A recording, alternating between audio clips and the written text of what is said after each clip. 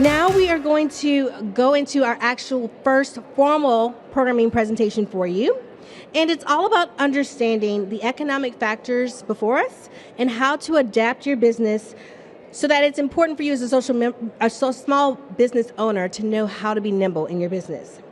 Now, I'd like to introduce the moderator for this important topic. His name is Jay Walker Smith, and he is the knowledge lead for the Global Consulting Division of Kantar Consulting. Walker has been described by Fortune as one of America's leading analysts on consumer trends. He is co-author of 4 highly regarded books, a blogger, a former marketing management and marketing news columnist, and a former public radio commentator. He is a 2021 inductee into the Market Research Council Hall of Fame and the 2020 recipient of AMA's Charles Coolidge Parling Award for outstanding contributions to the field of market research. And those are just a few of his accolades. Walker holds a doctorate from the University of North Carolina at Chapel Hill, and we look forward to hearing his insights. Now, Walker is going to come join us on the stage, but I understand that you're going to do your own brief introduction, so I'm going to let you take it away.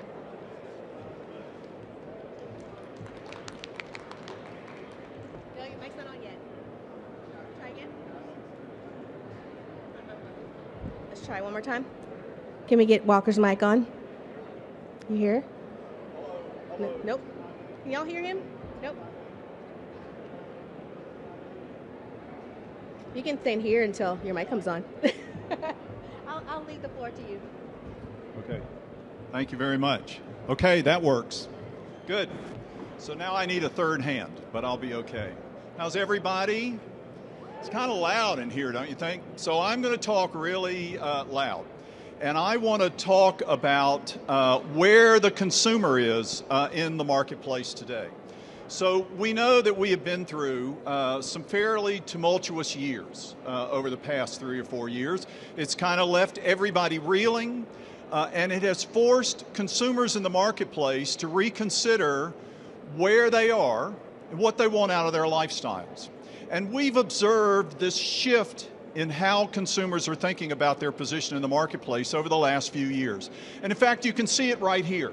Your organizations, groups that help track trends in your business, have observed this shift, this change over the past few years from a real focus and emphasis on all things related to technology to this moment when we understood, again, the importance of all things human in our lifestyles. And it is with that rebalancing that we are now moving forward into this volatile and disruptive period of the future.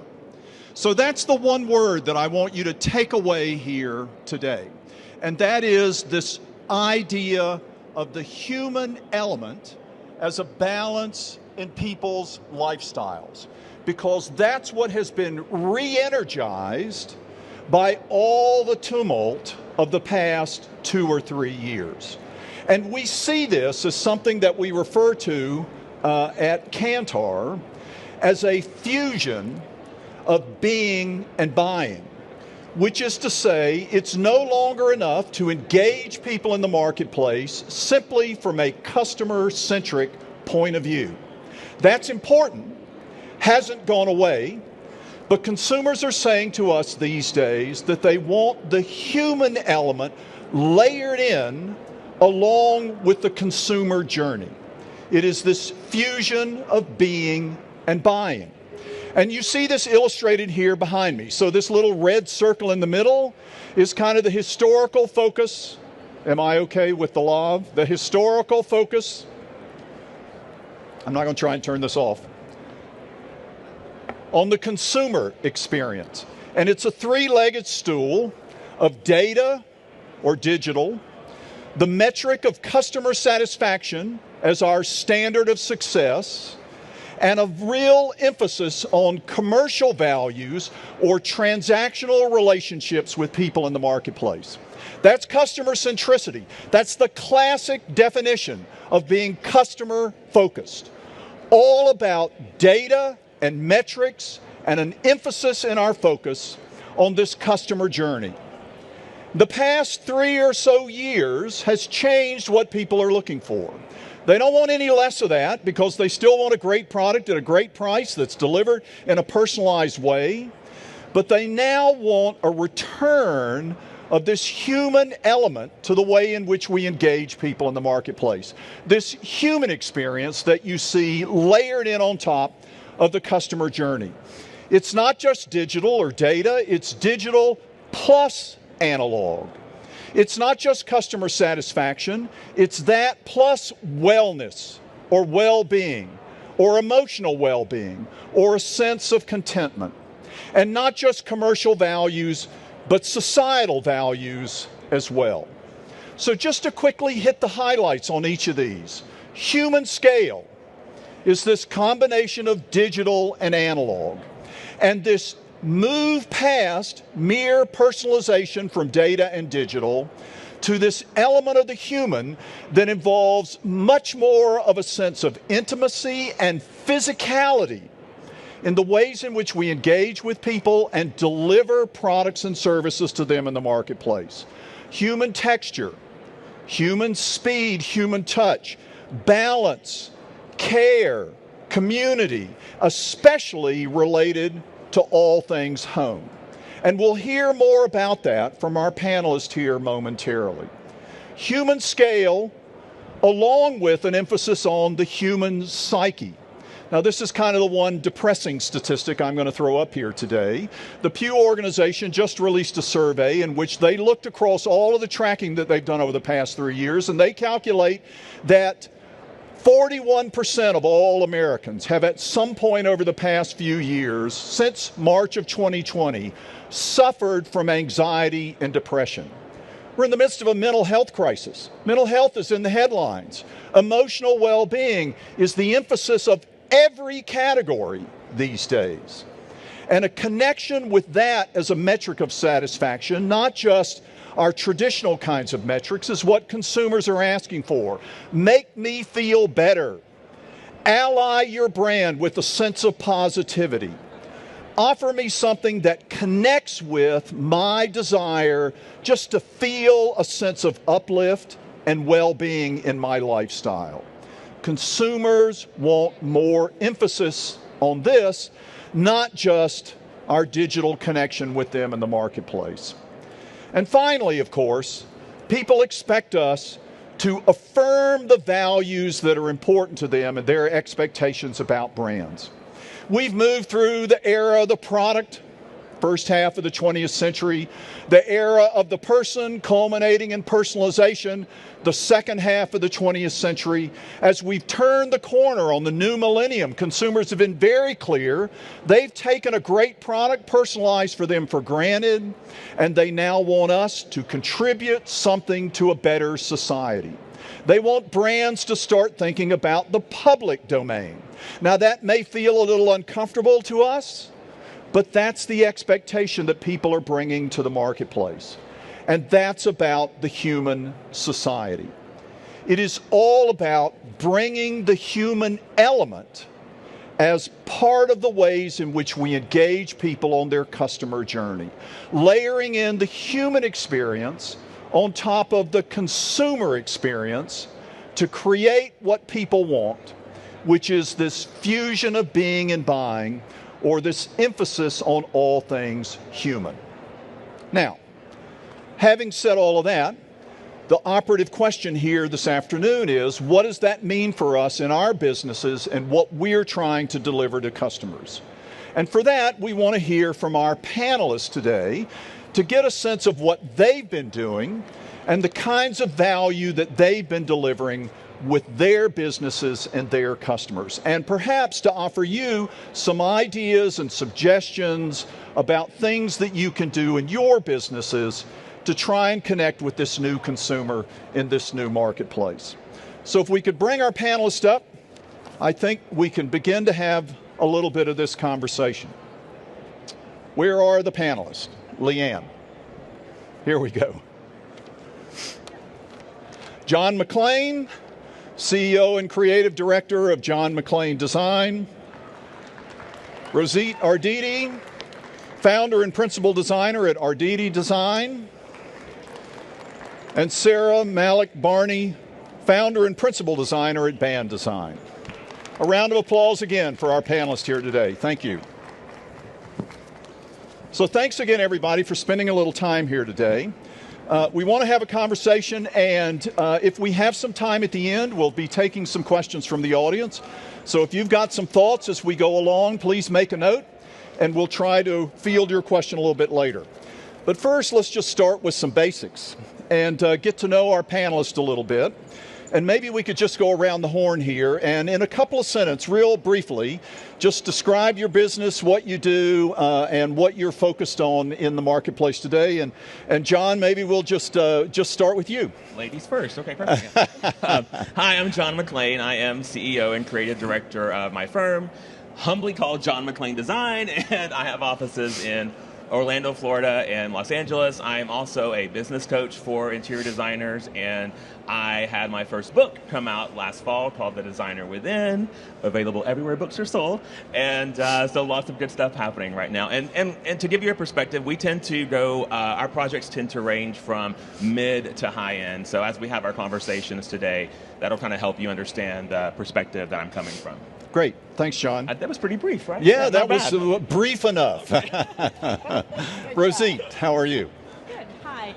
I'm Rosette from RDT Designs. I'm the founder and principal designer. We're a New York-based residential interior design firm. We do renovations and decorations in the tri-state area. I think that's it. That's brief enough. Okay, that's great. Good. Thank you very much. And Sarah, round us out here, please. All right. I'm Sarah Malik Barney. I am the founder and principal designer of Band Design in Austin, Texas. We do work kind of all over, but Austin's our home base. We do everything from small remodels all the way up to new builds, new construction. We also have an offshoot called Band Development, which is a real estate development firm where we flip houses, do short-term rentals, and spec homes as well. Great. Good. Well, thank you guys for those introductions. So I suspect a lot of people in our audience, and certainly perhaps a lot of your clients, are kind of feeling beaten up here over everything that's happened over the past few years. We've had the pandemic, higher interest rates, supply chain issues, things we don't want to remember and relive. But maybe we could start with something a little more upbeat, actually. So John, you said you do a lot of coaching of business owners and entrepreneurs. What are you pointing to them as good things that they ought to be attending to and following these days? Well, I think all of this, by the way, is a mindset issue, it's where we come from inside of our own heads. And I think that we tend to catastrophize things a lot worse than they really are. Yeah. So I'm telling everyone, all of my students, anyone that I speak with, why aren't we catastrophizing the positive things? Why aren't we pushing forward the positive things that could come from all of this? And I sort of hearken it back to the pandemic, and we were all terrified, and put yourself back in like March of 2020, like where you were, where your mind was. It's all downhill, and then suddenly all of us designers are busier than ever, and we literally can't keep up. Yeah. So I tend to look as the glass is half full, and so homeowners are going to continue to love their homes, they're going to continue to invest in their homes, and they're going to continue to hire interior designers to do that. So I am looking at this as more of a positive space that we are in right now versus a negative, and really embracing the meaning of home and helping clients to bring that to life. And you've been seeing your clients with this kind of upbeat sense of positivity coming to your business. Well, yeah. And if they don't, I make them have it. So it's all about how we put that out into the universe, and I don't want to get all heady on you, but we do need to be positive people, and if we're down and out and scared and worried, our clients are going to be that way as well.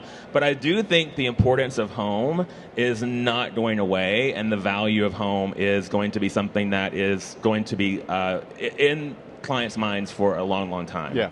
So if I could put a word in your mouth, it sounds like bringing the human element is a lot of what you've been trying to do with clients. You have to humanize all that we do. We can't just be a figurehead, and we can't just be a name, a company name. We have to really be personal with our clients, and I think that's what got my firm through the pandemic, was over communicating and just being ourselves and like letting them know the good and the bad of everything, but knowing that we always had it in control, so to speak, to the best of our ability, put a lot of our clients at ease. Great, good.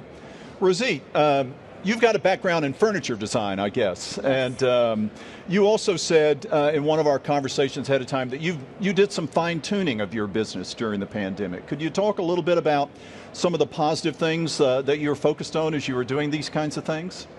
Yes, so my background is in furniture design. I have my degree in furniture design, and that was the initial 4 or 5 years of my career. I was a custom furniture and millwork designer. Yep. During the pandemic, everybody knows the supply chain issues. I don't need to repeat that. So instead of relying on the supply chain, we decided to go back to the local workrooms.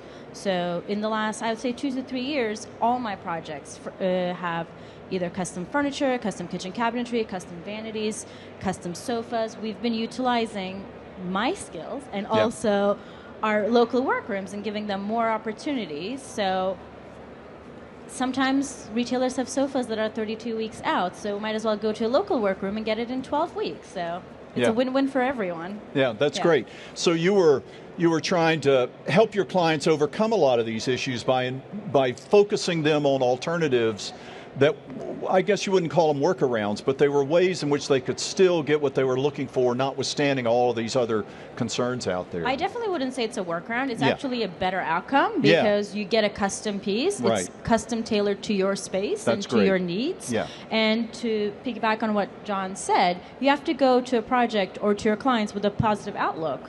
We can get this done. There are ways of doing it. Just because the retailers are backed up doesn't mean there are other opportunities. Yeah. So. Yeah, good. Well, we're going to come back to that idea of some custom opportunities here in just a second. I think that's very interesting. So, Sarah, you know, I know that you feel like the marketplace has gotten a little bit harder, but you've been able to pull your clients through in some very positive ways. What have been some of the things that you've focused on and emphasized?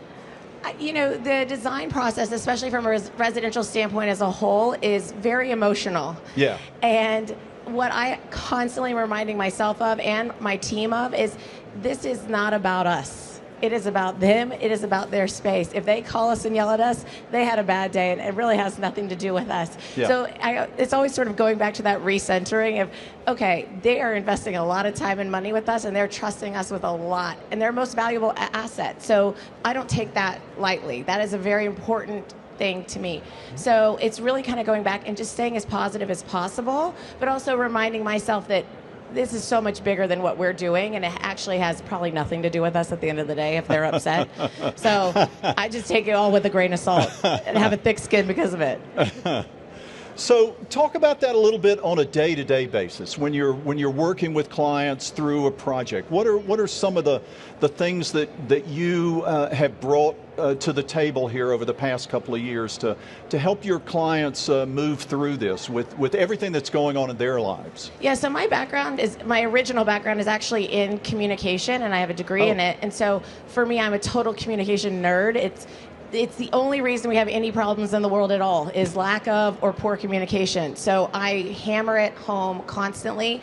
You'll never go without hearing from us for weeks on end. So as long as, even if it's bad news, as long as we're delivering the news, it keeps us in a positive light with the client. Most of the time they'll get mad at us or they'll get mad at the situation that we have no control over. But it's all about constant communication, just beating them over the head with it on a daily basis. Because I think we're afraid sometimes to say the negative things as well, like you were saying, and by being open and honest with our clients, it, like you said before, it humanizes us, but it also puts us on an even playing field so that they know that we're not these magicians who can make anything happen. But they'll be pissed for a minute. Yeah, and they are. And then they'll move on. And then their sofa will Life come. goes on. We're not curing cancer. We are fluffing your pillows today. So there you go. It's just a sofa. It's okay. Yeah. Rosita, communication, that's important with you as well, or is there something else you should want to add here? No, of course it's important. Without communication, I don't think our business can survive, either the good news or the bad news.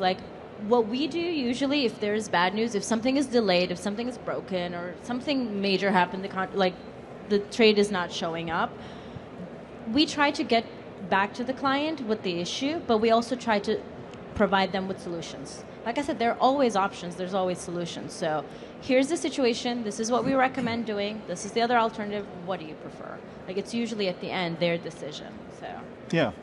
So you say there are always options. We talked a little bit beforehand. You were talking about custom furniture is something that you feel like a lot of designers are afraid to commit to or get involved in. Could you talk a little bit more about that? What do you see as the fear that designers have with that, and how do you think they should work through that to find that as a solution for their clients? So there's a few things. When you say custom, a lot of people get nervous. Like, is it going to work fine? Is it going to be comfortable? Is it going to fit right? Is it going to be double the price? Sometimes. But not always. Yeah. There are options. So one thing I was going to say is you have to do your research. There is custom kitchen cabinetry. There's a whole range of custom kitchen cabinetry. There are custom sofas. There's a whole range of it. Like any designer, we need to do our research. We need to understand what different qualities are, what different materials are. And once we know, we can teach our clients and tell them, look, you can get a horse-filled sofa, or you can get a foam-filled sofa, or you can get an MDF door, a custom wood door. Like, there are different options. We just need to educate our clients.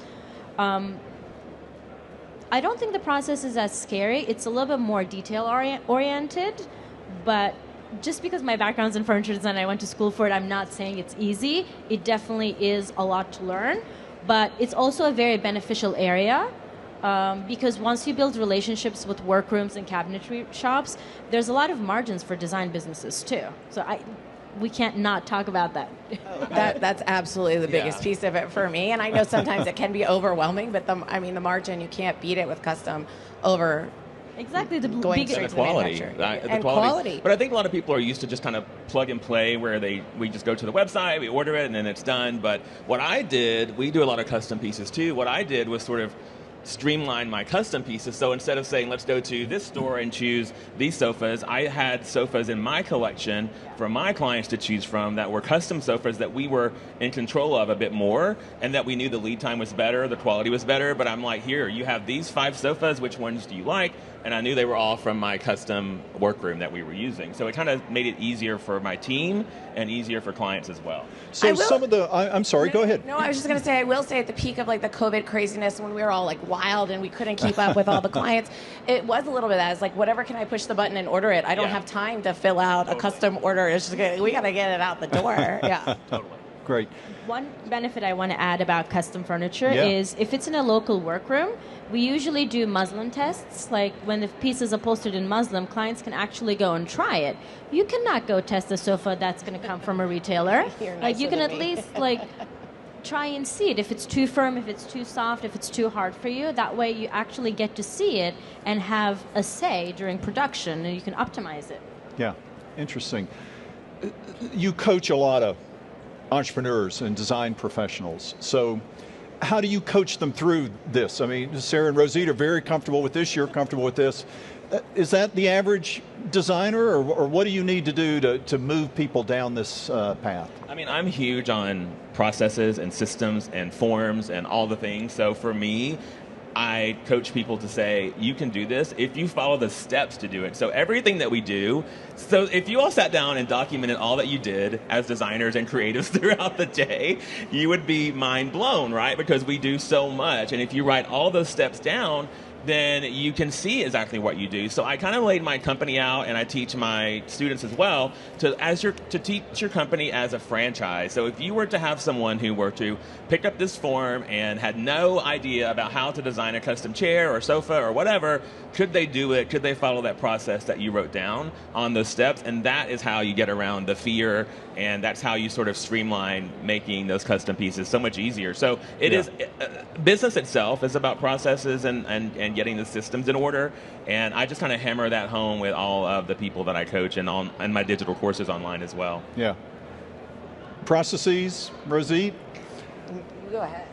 I'm huge on processes too. I basically spend COVID lockdown streamlining. That's when I started too. Exactly. Like we didn't have work. Like all the construction sites were like locked down, and like we couldn't go in. So I'm like, how can I optimize my systems, and how can I optimize how my businesses run? And there's so much we do, and the more you systemize it, like I'm here for a few days, my team is running the show. They're doing everything, so I don't have to check in on everything.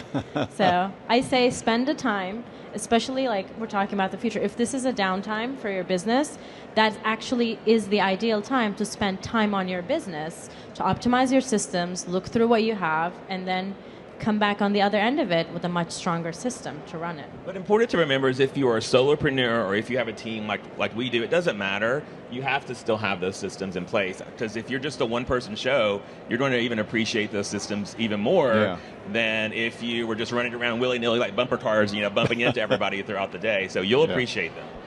Sarah? Sorry, go ahead. No, you're good. I'm a big into process, and the thing that kind of shocked me the most, because I come from a business background and had a whole nother career before this, is that the design industry as a whole does not have a standard practice. And that drove me crazy, that I couldn't figure out, how do I make the most money? What's the system that works? But it's still the case. It was sort of founded on the principle that we didn't really know how to run our businesses, and it was a bunch of women who didn't know how to ask for money, and everybody was scared to send an invoice, and I was just kind of like, no, it's still a business. So it's almost become a game for me to try to figure out the best way to slice it, because no two firms run the same way, but I don't necessarily think it has to be that way. Yeah. So during COVID, were you also busily involved in more systemization? Yes and no. I mean, it was, I don't know if I'm allowed to use bad words, but it was a shit show. So it was crazy. No, you're not allowed to use bad words. Sorry. I'm sorry. It is a bit like a locker room in our office. So no, but it was crazy, and it was more just about keeping up. I did not expect what was going to happen next. We had about a month window where we took a breather. We're like, well, thank God, we couldn't keep up with our workload to begin with. And then the phone started to just roll, just go crazy. So for us, it was just about running at 1,000 miles an hour to keep up. But we had our process already outlined, pretty well documented. And we're constantly changing it, too. Right. As things change, as we grow, as the marketplace changes or our services change, our process changes. And that's a living document that we continuously update. So you talk about taking a breather, taking a breath. Maybe we could pivot a little bit and just talk about wellness and well-being, not just with your clients. I'd love to hear a little bit about that, but within your organizations as well. What are you doing to keep your people sort of balanced and I have one here if you want to ask her. Oh, okay. All right. Well. No, I mean, I'm very big on personal and professional development. I always tell my employees, I want you to be better when you left than when you started, and that as a well-rounded person, not just as a designer. So we spend a lot of time on personal growth, professional growth. We do a lot of training. Both, if you're interested in learning calligraphy, let's bring in somebody who teaches calligraphy to the office. Like, ways to get our brains moving in different ways. We also spend a lot of time socially together, for better, for worse. So we're always out at happy hour. We go on retreats together. I mean, we go kind of everywhere together. Yeah, so that's great. We do have very much a family environment, because I spend more time with them than I spend with my family, so I better enjoy it. Yeah. Rosie? We don't do happy hours and retreats as much, but that's a good idea.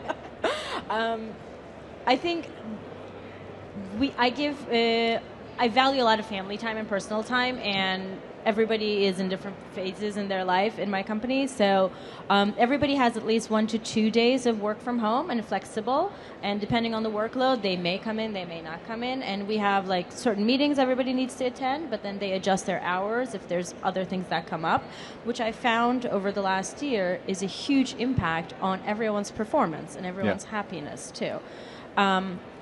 I go cycling really early in the morning, and then I sometimes show up at the office in my cycling clothes, and that's fine. That's part of what we give everyone. And I think our balance is usually the flexibility of working from home and setting your own hours. As long as the work gets done, everyone's happy. Yeah. John? Mine is all about boundaries. So I set boundaries with our clients. So my team, for instance, no client texts my team, no client texts me. They don't even have my phone number. They barely have my team's phone number. But I set the boundaries early on, and I let my clients know we don't work on weekends. You're not going to text us after hours. You're not going to text us at all. You're not even going to call us after hours. And my team appreciates that because it gives them a work-life balance. And if they're working, sometimes you do have to work later if you have a presentation the following morning. But I really strive to have my team ensure that they have the same work-life balance that I try to have, and it's not fair if I have it if they don't have it, and so I kind of practice what I preach. But we have a how we work document that we give every client that sets those boundaries right up front, and nobody ever has to worry about when they contact us, how they contact us, all those things, and it just puts my team and me at rest, knowing that we're not going to get some aggravated text on the weekend of a client who, I once had a client text me, this is when this started, at 11:30 at night because he was drunk and he couldn't turn his shower on.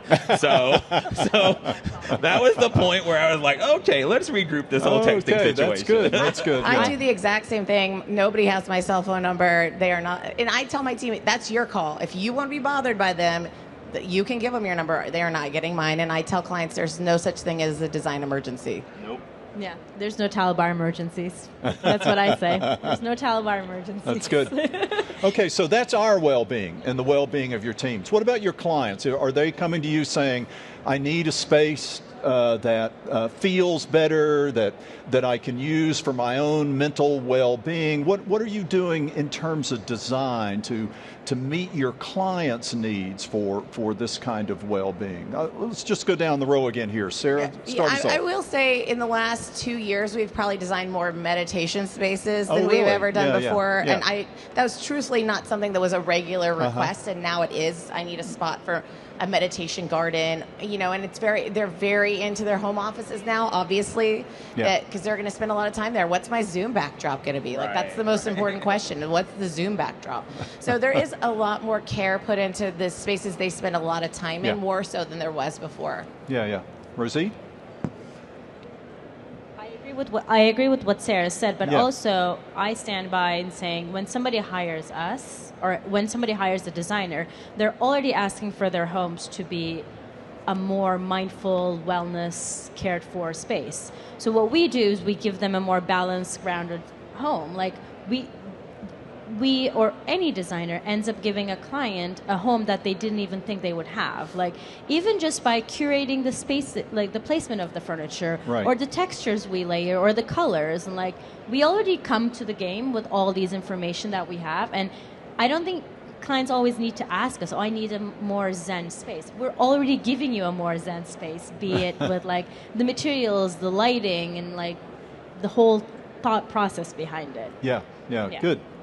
John? Yeah, and I think too, it's not just one space anymore. It's almost it's the whole house, as you were saying, and every room has to be important. Every room has to function well. Every room has to have a meaning behind it, because we're all using every single space in our homes now. Right. And that's the part that I love. We used to have clients come to us and they would say, I want to make this bathroom like this bathroom that I was in Japan. And now it's almost like I want my whole house to have this zen, this relaxed, this comforting feeling, because our homes, again, mean so much more to us now than they did before. Yeah. Well, it's interesting in the sense of balance and wellness and what clients are looking for. You don't let clients use a digital tool, texting you to be in touch with you. So what is the balance of digital versus analog, just to sort of paint it in black and white like that in your business and how you run your business? In terms of how we operate the in terms of how you operate, in terms of how you market yourself, all those kinds of things. Well, I'm a constant marketer, as you all can probably tell, and it just comes. I don't do it as like a pushy way. So there's that term, always be selling, right? Yeah. So I kind of call it autopilot selling, APS instead. So it's almost like you turn your selling on autopilot, and you're selling to your internal team. You're selling to your clients, you're selling to your tradespeople. You're always selling something, and so that's kind of how I look at it. And as far as digital versus analog, we mix it all up. We have our newsletter, we have our blogs, we have digital marketing online with Google and so forth. But then there's nothing that can take the place of this. Like all of us in person, shaking hands and like saying hi and meeting vendors and all those things. That is something that I feel that we let go of a lot, and this in-person marketing is very, very critical to the success of businesses, and also to like us, as if you wanted to take your company and turn yourself into a influencer, or you wanted to partner with a brand, you have to always be in-person networking with those people. An email doesn't cut it. Them going to your social media doesn't always cut it. You have to show personality, and you have to show people why they should work with you in whatever aspect. So that should encompass all forms of that, from digital to everything else. But our clients have a digital platform that they use to work with us and approve products and all those things as well. Yeah. So we have clients in Hong Kong and all over the place, so they can actually log in whenever they want to, approve things, pay for things, and then we're not holding them up and they're not holding us up. Yeah. Is it the same kind of thing with you guys? Yeah, Sarah? I mean, we're pretty actually digitally forward. I do agree there's nothing that beats an in-person meeting. It was the same thing during COVID when we were all working remote. It's like, this isn't working. Let's all sit in the office in our masks. I don't care. Like, we need to all be together. And I agree, too. It's like, we're obviously much more fun in person than we are on a piece of paper. So yes, being out in the world, leaving my bubble, like, it's very helpful. But I do, that human connection is very important. But we do rely on a lot of digital tools. Oftentimes the clients don't even pay attention to it anyway. Yeah. Rosita? I mean, I have a love and hate relationship with digital. Okay. So tell us a little bit about both then. I mean, obviously, like, in today's world, there's no way of ignoring it, and social media is very important. Using a lot of digital tools is very important for marketing also, but I'm a strong believer in personal relationships and building and sustaining those personal relationships. And even though newsletter is digital, I don't see it as digital as social media. Yeah. Because at least the way we curate our newsletters is not automated. It's more like we're telling a story, what's up, we just send clients updates. And we've seen throughout COVID and even afterwards a lot of feedback and a lot of returns from that. Like, because you never know when you're going to reach out to a client or meet someone in person and be like, I actually need to talk to you. I actually need to do this collaboration. We need to work on this. And and I've been in the industry for over 15 years right now. Wow. And even seeing people I met like 10 years ago at an event like this, or networking events or social events or openings, it just brings up the connections again, and then you start building new things. It's for both for vendor connections and for like client projects too. Yeah. So it's said of design professionals, and I think at least one of you said it in some of our pre-event conversations, that you're masters of all trades, master of all skills. If you had to pick one skill in particular, Rosita, that you think is the most important for the future, that you're really going to need to have, what do you think that might be? Can I have two? Oh, okay. All right. So that's 1A and 1B. Okay. You get one. I get one. Okay. It's hard to pick one because I have two. No. Tell us two. Okay. One is client relationships. Okay. That's non-negotiable for any designer, because you can delegate every other aspect of your business, but your client relationships and client building, I don't think that's delegated, because clients come to us, especially we all have like our names at the door, and that's very important. But one thing that I do and I love, which is very shocking to a lot of designers, is I manage our books. Okay. Yes, I do our finances, and being close to the numbers and understanding where everything stands. They say Oprah writes every check that she sends out. I don't know if it's true or not, but they say that she does. I don't know. Like, that actually calms me down and actually makes me see where everything stands. And like, obviously there are people who write the proposals and invoices and everything, but I'm the one who at least reviews everything, does the like quarterly check-ins. And it really gives me some calmness, and I don't think that's something I'm going to let go of anytime soon.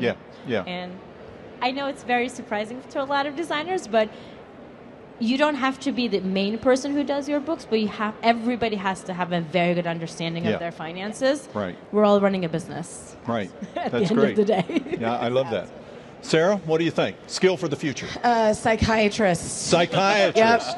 I mean, that's what we are part-time anyways, marriage counselor, psychiatrist. I mean, it is so much about the human element more than anything else. That's the word. Yeah, I mean, if you can understand what makes people tick and at least get an understanding of empathy and where they're coming from, and understand it's usually not about you, and really understand where people are coming from and why they're behaving the way they are. And that goes for clients, for builders, for anybody. I think that goes so much further than any design skill I'm going to learn or pick up along the way, or if I learn more about boucle, you know? Okay. John? I already know everything. I think the lines are blurring between. I think the lines are blurring between consumer and designer, and let's think about how many of our clients have said, "Oh, I saw this online for this price," and so that part is not going to go away. Yeah. This is my prediction that it's going to get even more. It's going to increase even more. So what I want designers to do and any creative to do is to focus on the creative skills that we all bring to the table, not so much on the product pricing and all those things. Like, if you price your creative skills enough to make profit from that, who cares where they buy the product? That's how I see it. Yeah. And so we focus on full transparency with all of our clients. They know everything. I know that's a subject that a lot of people don't want to talk about, but we do, and that has allowed me to lay my head on my pillow at night, know that I did everything the right way, and our clients know that everything that we do with them, we're straight shooting with them the entire time. So I want us all to, as an industry, to really think about how important that creative part is to us and to our clients and what we bring to the table there versus just being a schlepper or a picker-upper or, like making sure the install goes well. Our creative skills have value, and we have to focus on that. So that's what I want us to do. That's great. Well, I've got one or two more questions I want to ask before we conclude. But before I do that, let me just see if we've got a question from the audience. Any questions from the audience? Come on, we got a great panel here. Question from the audience. We're very scary, though. There goes Mickey. Got I a thought question we were very over approachable, but I guess not. Talk loudly. Okay, good morning. Thank you so much for everything. My name's Gail, Soul Interiors. We're in the process of streamlining and getting our processes a little bit more dialed. And I'm curious what project management software systems that the three of you use. There's so many out there on the market, and it really is a stress reliever to have that dialed in. So here's another skill. You guys are software evaluators. So what do you think? So if you were to just recommend, not necessarily a brand name per se, but a system that somebody should be using, what do you think that is? Or you could say a brand name. I mean, we're constantly looking for the next best thing and something that can do it all. But for years, we've used the House Pro system to do all of our proposals and invoicing. We've been with them since day one. We also use a system called Airtable, which is sort of like Excel on crack, and it helps us keep all those little minutia, the details, like all the little bitty things that go with, especially residential design, organized. It's where we sort of track everything. Those are two main softwares that we live and die by. Yeah. Rosie? We use Trello, and I've been using it for years, and I love it. But I would say any project management tool like Airtable, Monday, Trello, anything along those lines, whichever you find is easy to use for you, that's the right one to use. I know there are a lot of programs out there. Whichever one speaks to you, that's the right one to use, in my opinion. We use all kinds of technology, like way too much. I even have an entire course that says technology for interior designers. All right, okay. So there's your answer. Take John's course. Yeah, but also always be selling. Right. Yeah. But no, from the point of client schedules a consultation with us, that's automatic. We use Acuity for that. There's so many design software programs out there like House Pro, Mydoma, Design Manager, but they all offer a trial. So I suggest that you take a trial to find out which one is best for you. We've used like Design Manager and so forth, and I'm not poo-pooing it, but it was almost too complicated. The learning curve was too much for my team that we were spending more time researching how to find out how to do that. But Asana is amazing. So just use that and document everything from the minute the client calls you until the minute you put the last vase on the shelf. That should all be in Asana, assigned to someone with a date. So that's a good takeaway for you. Great. I hate Asana. I love it. There you go. All right, we're running up on the end of our time here, so let's kind of wrap up with a big thought. We're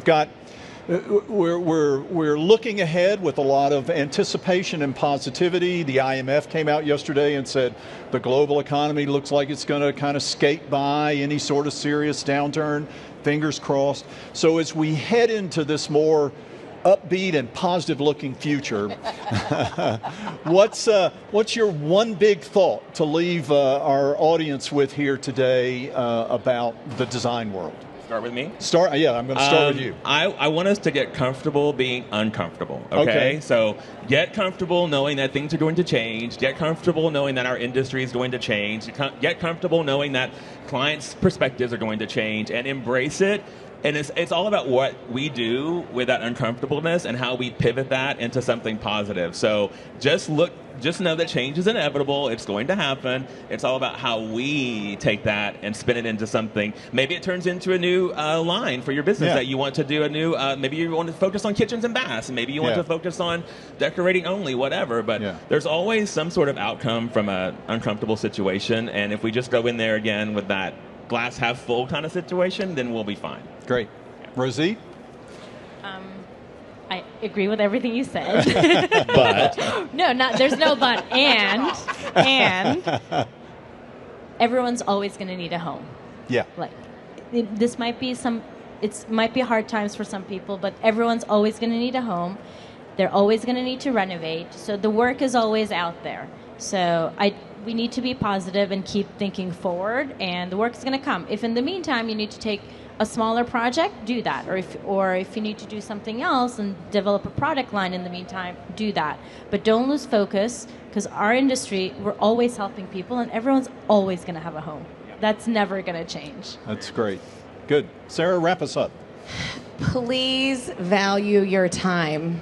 It is our only finite asset. We could always find more money somewhere, we could find more things, but you can never find more time. And I find that so many people do not value how they spend their time. They waste a lot of time.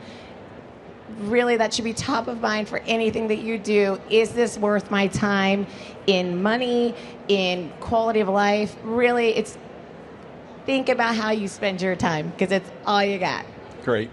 Well, thank you guys very much. This was really informative, and it was a lot of fun. So I appreciate you spending a little time with us here today. Thank and you. Let's give them a round of applause, please. Thank you all very much. Thanks, everybody. Thank you. Thanks.